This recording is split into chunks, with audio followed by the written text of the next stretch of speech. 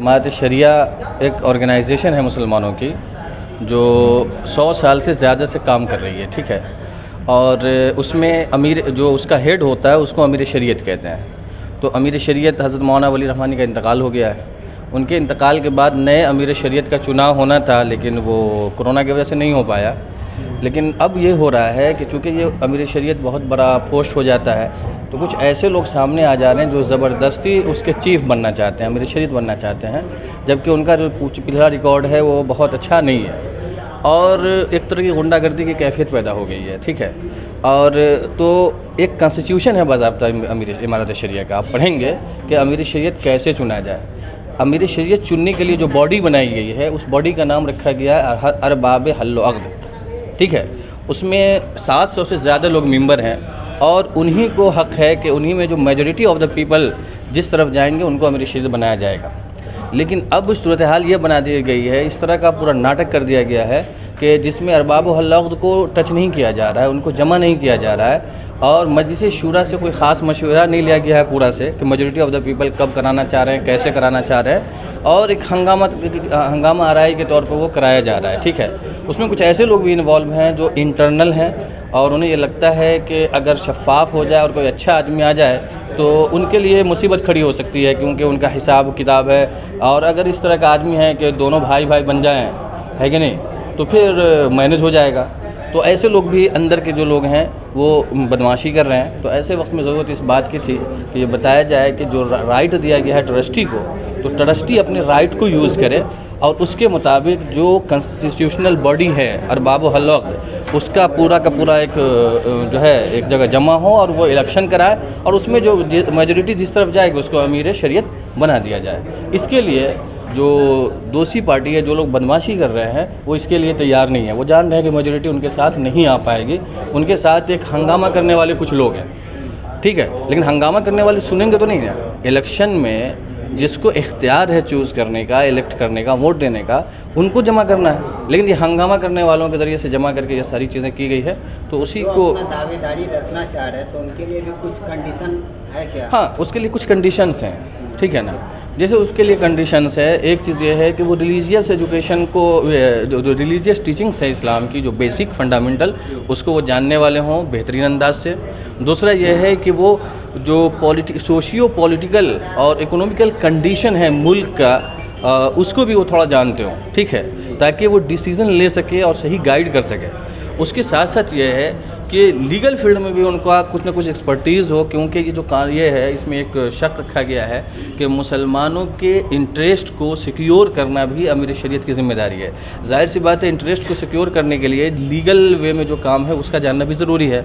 तो ऐसा आदमी होना चाहिए जो सिर्फ़ और सिर्फ रिलीजियस स्कॉलर नहीं हो, बल्कि रिलीजियस स्कॉलर के साथ साथ वो ज़माने को भी जानता हो, ऐसा आदमी होना चाहिए।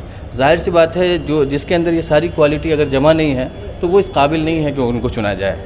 लेकिन जिनका दावा है उनका कुछ ऐसा रिकॉर्ड नहीं है कि वो इन तमाम चीज़ों को जानते हैं।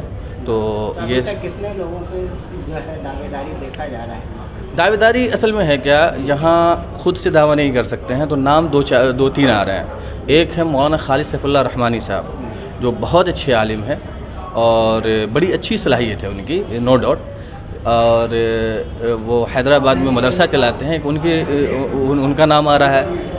एक मौलाना अनीसुर रहमान साहब का भी नाम आ रहा है, जो हज भवन के कभी ज़िम्मेदार भी रहे हैं और उनके कुछ ऐसी बातें भी हैं जो सेटिस्फैक्ट्री नहीं है उनके सिलसिले में। पटना में बहुत अच्छा इमेज भी उनका नहीं रहा है। और एक मौलाना अहमद वली फैसल रहमानी, जो उनकी तालीम मुंगेर के बाद जो है जामिया अज़हर से हुई है। जामिया अज़हर का मतलब मिस्र में एक बड़ा मदरसा है, आप जानते होंगे, वहाँ से हुई है। फिर वहाँ के बाद उनकी तालीम जो है अमेरिका से हुई है और अमेरिका में कई कंपनियों में वो काम करने के साथ साथ वो अमेरिका में एक बड़ी यूनिवर्सिटी है, उस यूनिवर्सिटी का एक बॉडी का, यूनिवर्सिटी का जो एक एग्जीक्यूटिव कमेटी है, उस एग्जीक्यूटिव कमेटी के वो बाज़ाब्ता मेंबर रह चुके हैं, ठीक है। जाहिर सी बात एक बहुत बड़ा एक्सपीरियंस है, यानी उनको नेशनल से लेकर के इंटरनेशनल एक्सपीरियंस भी है।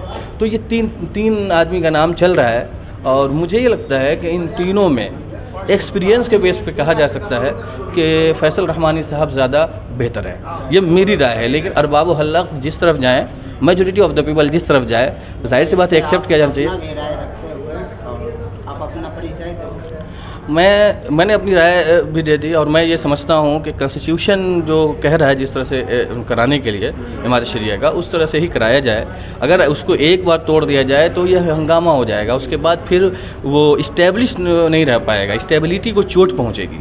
ठीक है, एक तो ये। दूसरी बात ये है कि हमारी अपनी राय ये है कि खालिद सैफुल्लाह रहमानी साहब बहुत बड़े आलिम हैं, लेकिन उनको उस फील्ड का तजर्बा तो है, लेकिन उनको दूसरे फील्ड का तजर्बा नहीं है।